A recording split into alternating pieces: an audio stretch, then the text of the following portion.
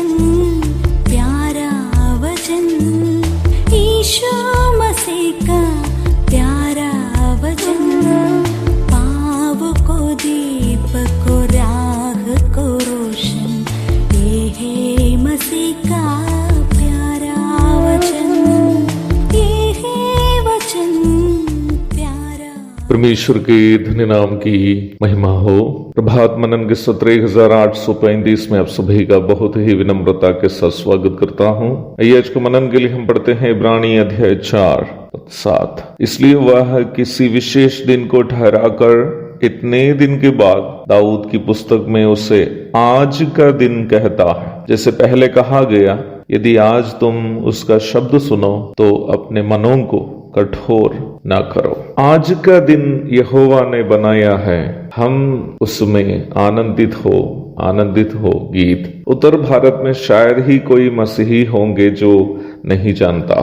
बहुत जाना पहचाना गीत होने के कारण हो सकता है कई बार लोग इसे अपनी मर्जी से कहीं भी कैसे भी गाते भी हैं। एक बार हम में से कुछ लोग मिलकर एक जवान भाई के जो पेड़ से गिरने से कमर टूटकर कई दिन बिस्तर में पड़े रहने के बाद प्रभु में सो गया था, मिट्टी देने के उद्देश्य से उसके गांव में इकट्ठे थे। उस भाई के परिजन तथा ग्रामीणों में से ज्यादातर लोग अविश्वासी थे। जब कलीसिया के अगुवे ने एक गीत गाने के लिए कहा, एक भाई ने तुरंत यही गीत शुरू किया, आज का दिन यहोवा ने बनाया है, हम इसमें आनंदित हो। ग्रामीणों के चेहरे बदलते देखकर प्राचीन ने खतरा का एहसास किया और तुरंत ही उस गीत जारी रखने से मना किया। प्रारंभ में पढ़ी गई पद में आज का दिन का महत्व लेखक पाठकों के सामने याद दिला रहा है। यहोशू के नेतृत्व में कनान में प्रवेश करने के बाद भी इस्राएल को वो विश्राम प्राप्त नहीं हुआ था जो परमेश्वर ने उनके लिए प्रतिज्ञा की थी। उनको वहां लड़ाई, निराशाजनक घटनाएं जैसे आकान का विश्वासघात, गिबोनियों का छल आदि कई बातों का सामना करना पड़ा था। यहोशू के अध्याय 6 से 9 तक पढ़िएगा। इसलिए ही आत्मिक परिप्रेक्ष्य में हम ये कह सकते हैं कि यद्यपि परमेश्वर इस्राएल के लिए वायदा किया गया विश्राम मानुषिक परिप्रेक्ष्य में कनान तो था ही, परंतु आत्मिक परिप्रेक्ष्य में उससे भी उच्च स्तरीय कोई अन्य बात थी। कनान उस उच्च स्तरीय आत्मिक विश्राम का केवल एक प्रतीक ही था। It was just a symbol of that spiritual rest God is promising to his people. इसी अध्याय की 8वीं आयत में लेखक यही बात को याद दिलाते हुए आप देख भी सकते हैं। हम इस बात की चर्चा कई बार कर चुके हैं कि यहाँ बताने वाला विश्राम वर्तमान संसार में परमेश्वर पर भरोसा करते हुए उनके संग एक व्यक्तिगत संबंध में जीवन बिताने से मिलने वाला आत्मिक विश्राम है। एक छोटा सा बच्चा जब अपनी माँ की गोद में सोते रहता है, उसको किसी भी बात की चिंता नहीं है। बढ़ती महंगाई, डॉलर के बदले रुपये का मूल्य गिरना, भारत पाकिस्तान तनाव, या फिर सो के उठने के बाद क्या खाएगा क्या पहनेगा, और कोई बात की चिंता उस बच्चे के मन में नहीं रहती है। बस उसके लिए ये एहसास ही काफी है कि सभी समस्याओं को भूलने के लिए कि मैं अपनी माँ के गोद में हूँ। हम में से हर कोई जीवन की परेशानियों के विषय में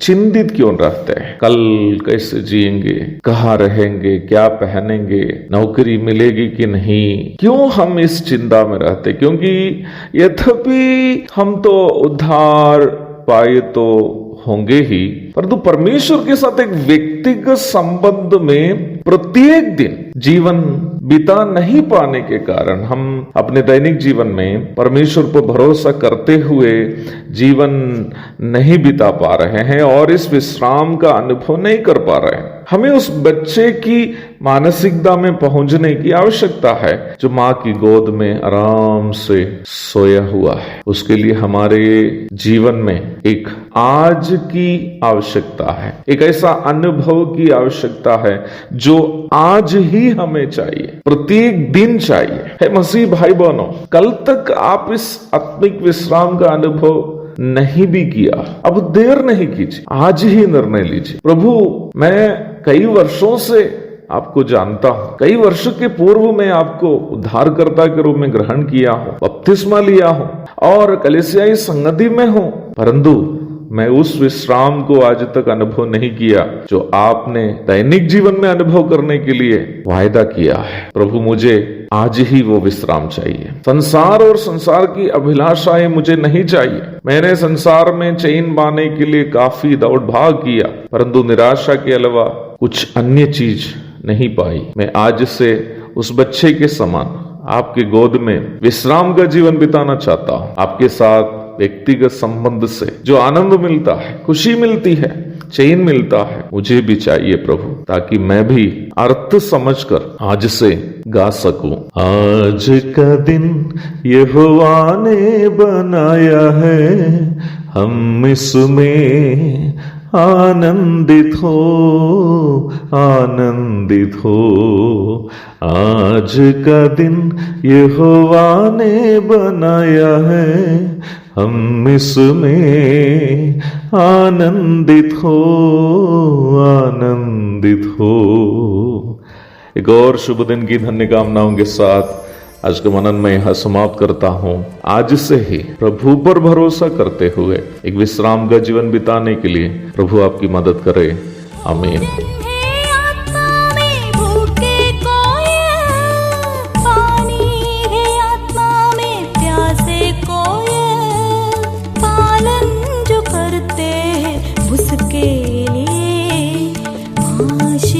पाने का साधन है ये वचन, प्यारा वचन, यीशु मसीह का प्यारा वचन।